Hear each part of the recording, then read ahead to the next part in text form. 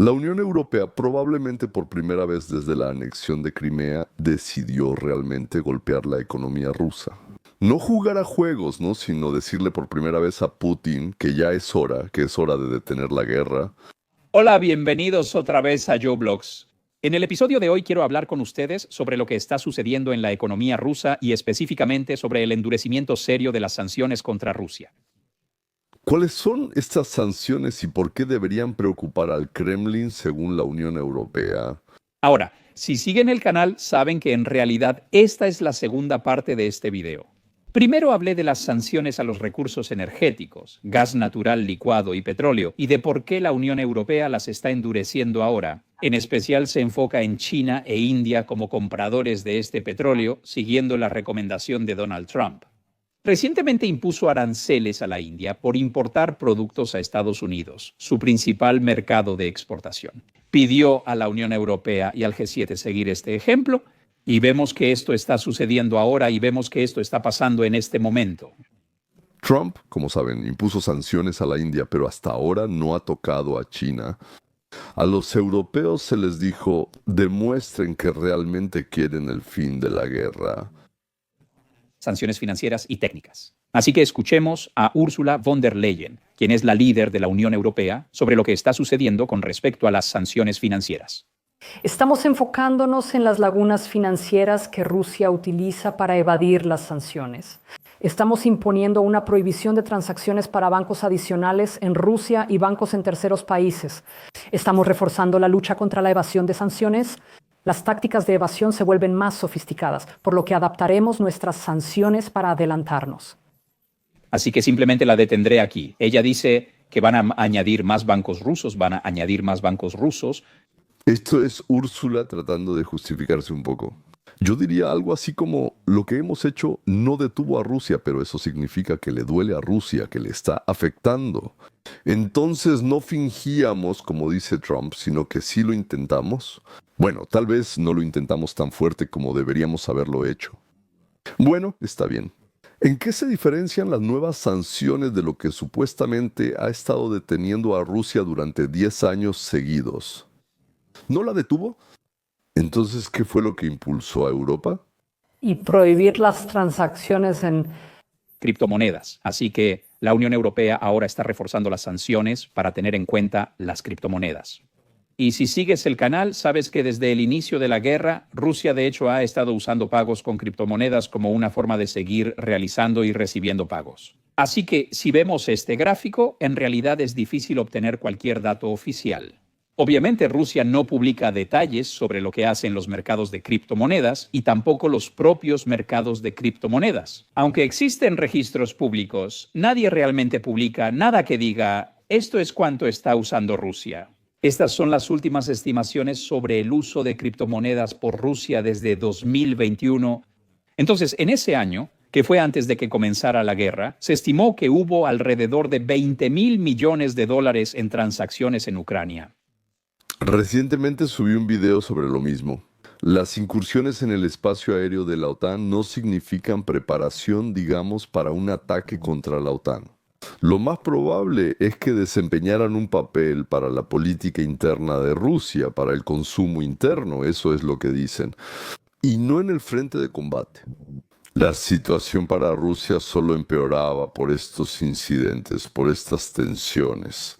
Ellos lo hacían por alguna razón, pero no estaban probando cómo atacar a la OTAN. Aquí tienen otro ejemplo de cómo ocurren estos incidentes. Como si hubieran dado una respuesta completamente negativa para Rusia por parte de la Unión Europea. Detalles, por favor. 3 veces en 2022 hasta $60,000 millones. Así que eso fue un aumento como resultado de las sanciones. Por ello, muchas empresas y entidades gubernamentales comenzaron a usar criptomonedas y recibir pagos por transacciones internacionales. En 2023 se estimó que esto aumentó a $100,000 millones. Esto se volvía más común para muchas organizaciones rusas. Tomó desde 2014, ya son 11 años, además, la presión de Trump. Naturalmente, para que de repente se dieran cuenta de que Rusia está en guerra y destruyendo Ucrania con el dinero que ellos, la Unión Europea, le pagan a Rusia por el gas y por supuesto por el petróleo. En 2024, según estimaciones, esto aumentará a 140.000 millones y en 2025, según estimaciones, esta cifra aumentará a 180.000 millones. Y ahora están surgiendo muchos métodos nuevos que Rusia puede utilizar. Por eso utiliza muchos tipos diferentes de stablecoins, y los stablecoins, si no estás familiarizado con los mercados de criptomonedas, básicamente están vinculados a otras monedas. Así que el principal es el dólar estadounidense. Tienes una vinculación 1 a 1, por lo que no suelen tener fluctuaciones fuertes como otras criptomonedas. Esto, en esencia, es una forma de recibir pagos que está relacionada con lo que sucede con el dólar estadounidense, así que no buscas especular en estos mercados, solo quieres realizar transacciones. Eso es lo que hace Rusia. Ahora, la Unión Europea ha anunciado que se centrará en estos criptomercados e intentará evitar que Rusia reciba y realice pagos a través de los criptomercados. Enumeramos los bancos extranjeros conectados a los sistemas de pago alternativos rusos y limitamos las transacciones con organizaciones en zonas económicas especiales. Es decir, construyeron y cambiaron sus plantas eléctricas a gas desde el carbón o desde cualquier otra cosa, sabiendo que el único proveedor de gas barato era Rusia. Interesante, ¿verdad? Interesante, sí. La Unión Europea aumenta su dependencia de Rusia mientras impone sanciones y finge que ayuda a Ucrania. En este contexto, la visita de Boris Johnson a Kiev, con la exigencia a la Unión Europea y a Biden de no detener la guerra bajo ninguna circunstancia y de no firmar un tratado de paz con Rusia. Eso fue en el 22, como un mes después del ataque. Todo esto parece un mundo al revés. Por favor, no detengan la guerra, vamos a ayudarles a luchar. Y al mismo tiempo están convirtiendo cada vez más plantas eléctricas al gas ruso. Para que les quede claro, antes de Crimea, Europa pagaba $380 por 1,000 metros cúbicos de gas. En 2022, después de la invasión a Ucrania, los precios subieron de inmediato a $850 por 1,000 metros cúbicos. Europa siguió pagando naturalmente, eso es lo que pagaban. O sea, los precios se duplicaron y un poco más por lo mismo. Bueno, Rusia necesitaba dinero para la guerra, para armamento, para soldados, para esto, para aquello, para cañones, para tanques. Y mientras más pasaba el tiempo, más pagaba Europa por el gas. Mientras, al mismo tiempo, iba cambiando sus plantas eléctricas de otras fuentes a gas. Entonces, en consecuencia, con ese dinero estaban financiando a Rusia para matar a millones, yo diría, de ucranianos. Durante la crisis de agosto, Europa empezó a pagar. Listos, 2.500 por 1,000 metros cúbicos de gas, es decir, 8 veces más que en 2014 antes de Crimea, y solo después de la entrada del gas licuado estadounidense al mercado, y el reemplazo de los suministros rusos, bueno, parcialmente por alternativas. El precio bajó a $500-600 por 1,000, más alto que antes de Crimea, claro, pero al menos no son 800 ni 2.500. Antes de Crimea, Rusia recibía de Europa unos 180.000 millones de dólares al año por sus portadores de energía. En el año 22, como resultado de las primeras sanciones, los ingresos de Rusia cayeron terriblemente hasta 160.000 millones de dólares al año. No es una gran diferencia, ¿verdad? Pero ahora, en 2025, parece que Rusia ganará en Europa solo 15.000 millones.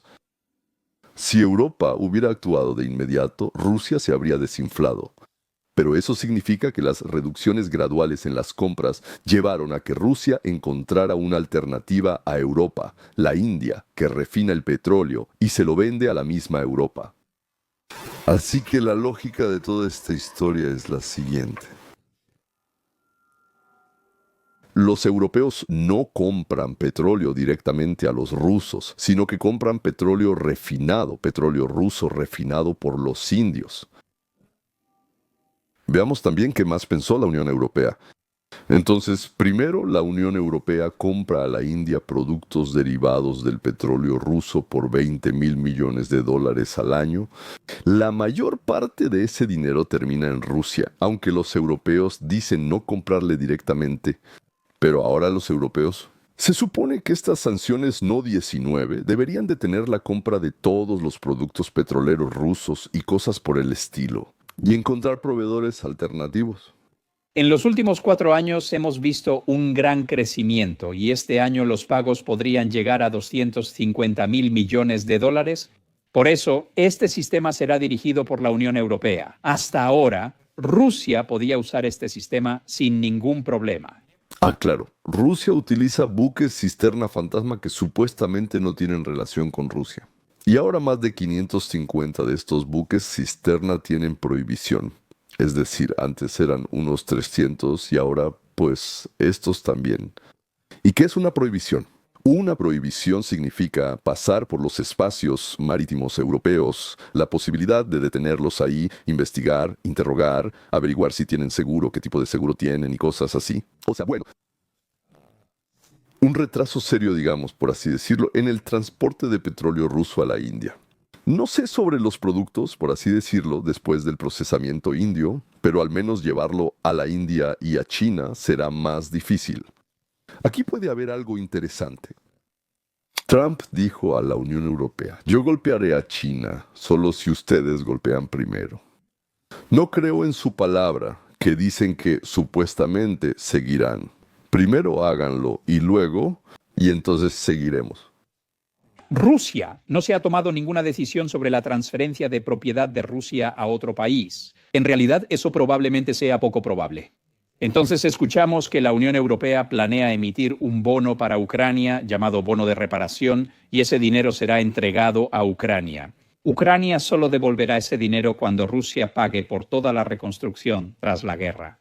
Así que tenemos una situación circular en la que los activos rusos congelados siguen siendo propiedad de Rusia. Sin embargo, están congelados, por lo que Rusia no puede acceder a ellos. Ese capital será transferido a Ucrania por todos los países que lo retienen. Ucrania podrá usar ese dinero para defenderse en la guerra o para reconstruir su territorio, pero probablemente sea más probable que lo use para comprar más armas para su defensa. Si la guerra termina, Rusia deberá pagar todas las reparaciones legalmente. Esto es casi como una declaración de guerra, y no solo para la India, sino también para China. Sí, bueno, de nuevo, si realmente van a hacer eso y no solo hablar por hablar, y si Estados Unidos se une, entonces el bloque de proveedores, India, China y Rusia, se enfrentará directamente al bloque de consumidores. Pero nosotros tenemos a quién comprarle, incluso sin ellos, un poco más caro, un poco diferente. Tenemos a quién comprarle, pero ellos no tienen a quién venderle. Y entonces funcionará el dicho sobre ese perrito o chucho que le ladra al elefante. Pero yo no confiaría en Europa. Bueno, al 100% sí. Pueden vender por... Una miseria. Si no hay acuerdo de paz ni Rusia paga reparaciones, los activos rusos seguirán congelados. El crédito se quedará en Ucrania y Ucrania gastará ese dinero y Rusia nunca recuperará su dinero hasta que la guerra termine y se paguen las reparaciones. De esta manera, la Unión Europea encontró una forma de darle más dinero a Ucrania, justificándolo con la retención de los activos rusos.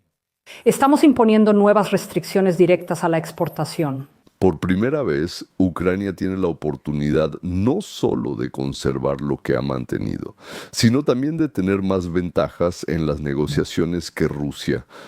Petróleo, gas, buques cisterna y finanzas. El acceso de Rusia a las finanzas y los ingresos se reduce constantemente y la economía militar sobrecalentada de Rusia se está acercando a su límite. Y lo que es aún más interesante es que al comunicarse directamente con socios que hablan con los rusos, dicen que una de las primeras peticiones de los rusos es el levantamiento de las sanciones. Así que sabemos que nuestras sanciones son efectivas, son una herramienta eficaz de presión económica. Ahora, si sigues el canal, nada de esto será una gran sorpresa para ti. Las tasas de interés están en 17% de las más altas del G20 y la inflación está descontrolada. Pero creo que lo interesante fue que las empresas rusas están suplicando a Occidente que levante las sanciones porque están perdiendo dinero. Y tenemos una situación en la que la economía de guerra está llegando a su fin. Rusia no puede seguir pagando a todas las empresas para apoyar a Rusia, para que Rusia mantenga la guerra en Ucrania. Como mencionamos, los pagos también elevan los salarios y ayudan a aumentar la inflación. Pero desafortunadamente, desde el punto de vista de Rusia, las nuevas sanciones propuestas por la Unión Europea realmente dañarán sus ingresos. Y una de las razones por las que la Unión Europea está endureciendo las sanciones ahora es porque Rusia ha comenzado a violar las fronteras de otros países en la OTAN. Esto también afecta gravemente al comercio clandestino de hidrocarburos. La criptomoneda era una forma de hacer negocios por debajo de la mesa. Rusia ha demostrado un completo desprecio por la diplomacia y el derecho internacional. Ella inició algunos de los ataques más grandes con drones y misiles contra Ucrania desde el comienzo de la guerra, atacando edificios gubernamentales y viviendas. Al golpear nuestra oficina de la Unión Europea en Kiev, la representación de nuestra Unión, las amenazas a nuestra Unión también están aumentando. En las últimas 2 semanas, los drones Shahed rusos violaron el espacio aéreo de nuestra Unión tanto en Polonia como en Rumania. Eso no es el acto de alguien que quiere la paz. Una y otra vez, el presidente Putin agrava la situación y en respuesta, Europa aumenta la presión. Por eso hoy presento el 19º paquete de sanciones. Ahora, una de las primeras declaraciones de Ursula von der Leyen en el 19º paquete de sanciones fue que la Unión Europea ahora dejará de comprar todo el gas natural licuado. La economía de guerra de Rusia se sostiene con los ingresos de los combustibles fósiles. Queremos reducir esos ingresos, por eso prohibimos la importación de gas natural licuado ruso en los mercados europeos. Es hora de cerrar la llave. ¿Estamos listas para esto? Hemos ahorrado energía, hemos diversificado los suministros, hemos invertido en fuentes de energía bajas en carbono como nunca antes. ¿Continuará? Quizá les sorprenda saber que la Unión Europea no había prohibido la importación de gas natural licuado ruso hasta ahora. Pero la razón por la que no lo hicieron es porque muchos países europeos dependen del gas. Construyeron plantas eléctricas abastecidas con gas ruso por gasoductos durante los últimos 50 años. Ahora, lamentablemente, esos gasoductos están cerrados. Los pequeños bancos de China e India permitían a Rusia evadir sanciones financieras y los petroleros oscuros, las sanciones físicas.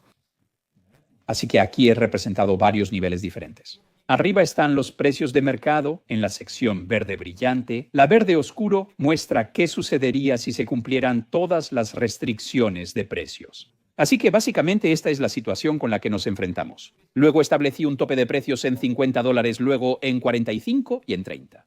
Y pueden ver que hay una reducción significativa en los ingresos que recibe Rusia cuando se implementan todos estos diferentes niveles. Así que, si ese límite se hubiera establecido históricamente en $47, Rusia ya habría perdido una enorme cantidad de ingresos. En el futuro, este será el nuevo nivel de precios, lo que afectará a la economía rusa al recibir menos ingresos. Y también, como escuchamos, se han añadido muchos más barcos a la lista de sanciones. Otros 118 barcos. Ahora tenemos más de 550 barcos que básicamente ningún país que aplique sanciones contra Rusia podrá utilizar. Las grandes empresas comerciales de energía Rosneft y Gazpromneft ahora estarán completamente prohibidas para transacciones y otras empresas también estarán sujetas a la congelación de activos. Todas las compañías petroleras rusas han sido sancionadas, por lo que cualquiera que interactúe con ellas ahora se arriesga a sanciones secundarias. No se puede negociar con estas organizaciones sancionadas, lo que pone en riesgo a India y China de recibir sanciones secundarias. Ahora estamos persiguiendo a quienes alimentan la guerra de Rusia comprando petróleo, violando las sanciones. Estamos apuntando a las refinerías de petróleo, los comerciantes de petróleo y las empresas petroquímicas en terceros países, incluyendo a China. Creo que este es el mayor problema en las nuevas sanciones. La Unión Europea ahora apunta a todas las refinerías de petróleo que tienen tratos con Rusia, incluyendo las refinerías en China. Esto, claramente, ha sido una gran laguna desde que se introdujeron las sanciones. Porque cuando India y China compraban mucho petróleo crudo y evitaban las consecuencias, podían refinar ese crudo ruso en sus propias refinerías, convertirlo en productos como petróleo, gasolina y diésel y luego vender esos productos a Occidente, porque técnicamente estaban comprando petróleo indio y chino, aunque en realidad ese petróleo venía de Rusia. Lo que hizo la Unión Europea es lo que Donald Trump le pidió a China que hiciera. Si se les ve comprando petróleo ruso y refinándolo en sus refinerías, entonces les aplicaremos sanciones. Vamos a analizarlo. Los intereses bancarios de 300.000 millones de dólares del dinero ruso que está en los bancos de Europa serán transferidos a Ucrania. Luego, ¿cuándo Ucrania vencerá a Rusia? Ni siquiera dicen la palabra. Cuando Ucrania venza a Rusia y Rusia sea derrotada, de tal manera que incluso pague reparaciones a Ucrania y las pague por completo. Por los muertos, por las destrucciones, por los negocios, por esto, por todo. Son billones de dólares, creo. Después de eso, los 300.000 millones que están en Europa serán entregados a Rusia y Ucrania le devuelve a los europeos después de eso todo el dinero que Europa les prestó. Entonces, ¿qué probabilidad le daría usted a que se cumpla este escenario? Bueno, de 100, yo le daría un 0.1%. Yo le daría 0, la verdad. Pero creo en la providencia, porque el hada que les da dinero a los niños a cambio de los dientes que se les caen. Y creo en Santa Claus por una razón muy simple. Yo mismo lo he interpretado muchas veces. Entonces, ¿qué inventaron en Europa? Le daremos mucho más dinero a Ucrania y a nuestros ciudadanos les diremos que es dinero ruso. Olvidaremos decirles que en realidad es nuestro dinero. Así es. Además, recibiremos respuesta de Zelensky. Eso, como dicen, no necesitas preguntarle a un adivino.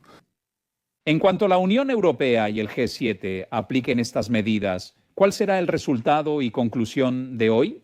Bueno, quería publicar este video porque creo que esta última ronda de sanciones anunciada por la Unión Europea posiblemente sea la más devastadora para Rusia de todas las 18 rondas anteriores que hemos visto. Porque, como escuchamos en el video de hoy, en primer lugar, la Unión Europea va a dejar de comprar gas natural licuado, lo cual, en mi opinión, es un poco sorprendente. Yo estaba esperando un anuncio así. Entendí. Los líderes europeos encontraron con qué reemplazar el flujo inverso ruso. De los intereses por el dinero ruso, es decir, los 300.000 millones que están en los bancos de Europa, se acumulan probablemente unos 6 o 7.000 millones de dólares, lo que es más que suficiente para el flujo inverso para todos los líderes de los principales países europeos. Se ha encontrado una salida. Rusia ya no es necesaria. Finalmente se le puede dejar de lado como si fuera un clavo oxidado. Por supuesto, muchas de las cosas que Rusia necesita las obtendrán de China usando su petróleo. Pero los proveedores, ya lo he dicho, la idea de China-Rusia, ellos son proveedores, no tienen mercados de compradores poderosos. Es decir, la capacidad de compra de su población no es muy alta o es muy baja.